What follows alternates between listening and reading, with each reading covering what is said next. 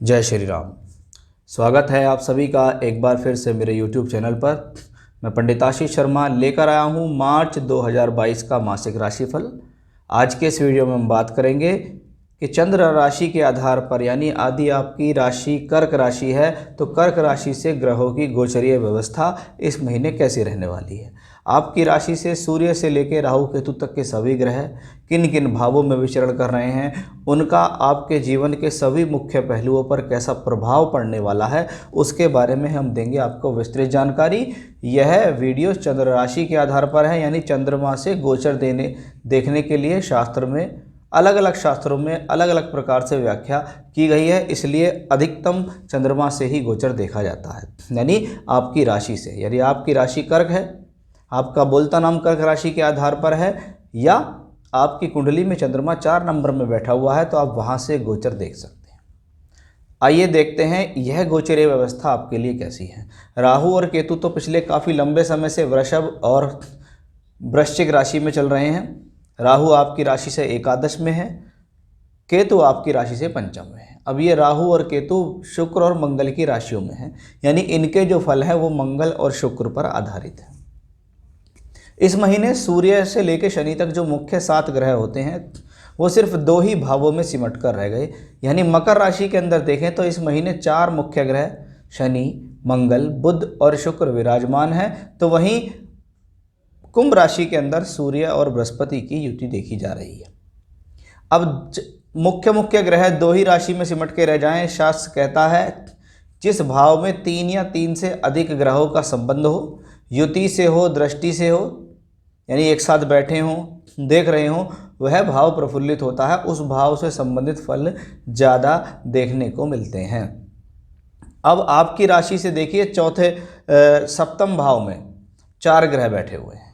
सप्तम भाव, जिस भाव के अंदर ग्रह जा रहे हैं उस भाव से संबंधित सबसे पहले आपको ये पता होना चाहिए कि आखिर सप्तम भाव में होता क्या है। सप्तम भाव पद प्राप्ति का भाव है, सप्तम भाव पब्लिक इमेज का भाव है, सप्तम भाव जनता से जुड़े हुए कार्यों का भाव है, सप्तम भाव आपका पति या पत्नी, या सप्तम भाव आपका विवाह स्थान, जहाँ से आपको वैवाहिक सुख मिलना होता है, वो सप्तम भाव से देखा जाता है। यह व्यापार के लिए भी देखा जाता है, नौकरी के क्षेत्र में इसको पदोन्नति या पद प्राप्ति के लिए देखते हैं। अब शनि सप्तमेश होकर सप्तम भाव में, यानी किसी भी तरीके से आपको शनिदेव इस प्रकार के ग्रह गोचरीय व्यवस्था लेके आएंगे कि पिछले काफ़ी समय में भी लोगों का विवाह हुआ है।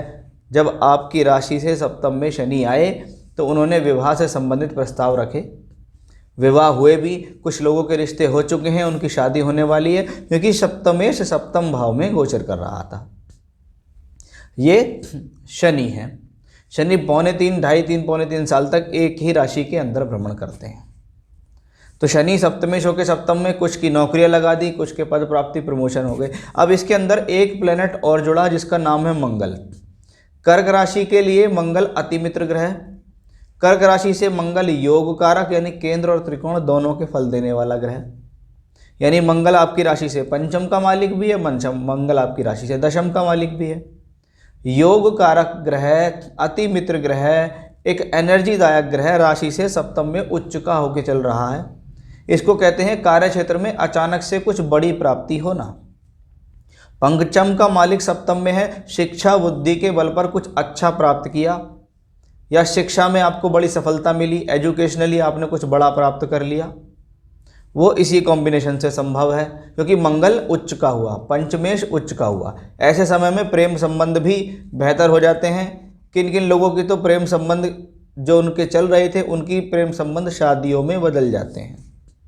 मंगल दशमेश होकर उच्च का दशम भाव के ऊपर चौथी दृष्टि दे रहा है। इसको कहते हैं कार्य क्षेत्र के अंदर बड़ी तरक्की या किसी प्रकार का कोई अच्छा कार्य हासिल होना, क्योंकि मंगल दशम से दशम भाव में बैठा है। जहाँ पर मेष राशि लिखी हुई है वहाँ से 10वें घर में मंगल है, चौथी दृष्टि से मंगल वापस दशम भाव को देखता है। इसका मतलब है कि मंगल भी आपको कार्य क्षेत्र में पूरी तरीके से सुख सहयोग देने के लिए तैयार है। पहले ग्रह शनिदेव हुए, दूसरा ग्रह उच्च के मंगल हुए। आइए तीसरे ग्रह के बारे में बात करते हैं, ये बुध है।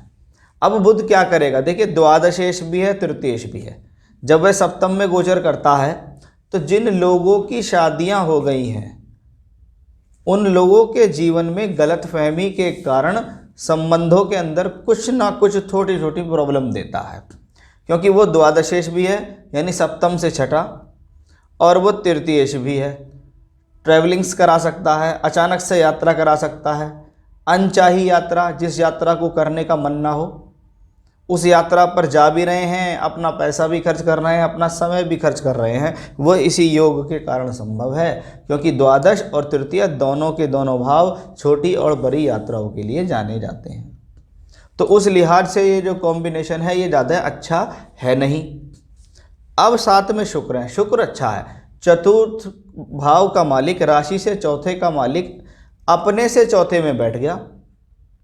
आप देखिएगा कि राशि से चौथे घर का मालिक शुक्र है, जहाँ 7 नंबर लिखा हुआ है, वह अपने से 4 कदम आगे अपने से चौथे में पहुंच गया, यानी सुख का मालिक अपने से 4 कदम आगे। कहाँ से मिल रहा है सुख? पद प्राप्ति से सुख मिलेगा, नौकरी से सुख मिलेगा, प्रमोशन से सुख मिलेगा, जनता से सुख मिलेगा, जीवन साथी से सुख मिलेगा। उस प्रकार का कॉम्बिनेशन शुक्र ने दर्शाया। शुक्र चतुर्थेश है तो भूमि, जमीन, जायदाद, प्रॉपर्टी से संबंधित चीज़ों का फ़ायदा, अच्छे घर का फ़ायदा, पोजीशन मिल जाना, फ्लैट के अंदर एंट्री कर गए, मकान में एंट्री कर गए, कोई भूमि परचेज कर ली, उस लिहाज से अच्छा है। मंगल साथ में तो कोई कॉमर्शियल प्रॉपर्टी परचेज कर ली। अब वह शुक्र एकादशेश भी यानी लाभ के अवसर देने वाला ग्रह। तो कुल मिलाकर बुध थोड़ी बहुत प्रॉब्लम यहाँ देता है, बाकी शनि, उसके साथ मंगल और मंगल के साथ शुक्र, ये तीनों ग्रह मिलकर आपको किसी प्रकार का नुकसान नहीं दे रहे, ये आपके फेवर में है, आपके फायदे में है। यानी गोचर में चल रहे हुए ये चतुर्ग्रही योग कर्क राशि के लिए अपने आप में बेहतर है। अब मंगल और शुक्र यहाँ राहु केतु के भी फल दे रहे हैं, यानी चाहे केतु से संबंधित आपको दशांतर दशा है, राहु से संबंधित दशांतर दशा है, शनि है, मंगल है, शुक्र है, तो सभी आपके लिए एक तरीके से बेहतर हो गए। अब सूर्य और बृहस्पति, शास्त्र कहता है सूर्य बृहस्पति जब एक साथ इकट्ठे होते हैं तो इसको शिवराज योग बोलते हैं। सूर्य राज्य सरकार का कारक, आत्मसम्मान का कारक, चिंतन का कारक कहलाता है।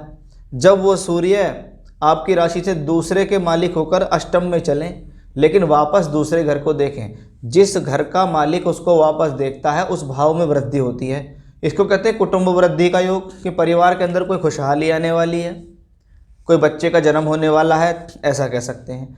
धन भाव का मालिक है, धन बढ़ने वाला है, कुटुंब से सहयोग मिलेगा, और धन का प्रबल कारक बृहस्पति भी आपके पूरे सहयोग में है। जिस भाव से उस भाव के स्वामी और कारक का संबंध हो वो प्रबल हो जाता है, वो जीवन पर्यंत आपको उस भाव से संबंधित बेहतर फल देता है। तो यहाँ बृहस्पति देख रहे हैं दूसरे घर को, साथ में सूर्य है, ये धन प्राप्ति के लिए एक अच्छा योग है। इसको हम जीवन में कहते हैं कि आपको किसी न किसी प्रकार से सोर्स ऑफ इनकम या पैसे से संबंधित अच्छी स्थितियां बनेंगी ही बनेंगी। अब बृहस्पति छठे का मालिक होकर अष्टम में, इसको कहते हैं विपरीत राजयोग। हाँ, ये विपरीत राजयोग है। ये विपरीत राजयोग सूर्य के साथ बना हुआ है, क्योंकि सूर्य द्वितीयेश यानी धन तो मिलेगा, बृहस्पति भाग्येश भी यानी भाग्य बढ़ाने का प्रयास करेंगे, भले ही वो अष्टम में है लेकिन बढ़ेगा जरूर। लेकिन इस बीच में बृहस्पति अस्त भी होंगे, और बृहस्पति का अस्त होना क्या देता है कि आपका बृहस्पति जो धन का और भाग्य का प्रबल कारक है वो अस्त होगा मार्च के महीने में, और जब वो अस्त होगा और अष्टम में पड़ा हुआ होगा तो इसको कहते हैं पैसे आने में खिंचावट का योग, क्योंकि बृहस्पति धन का कारक है।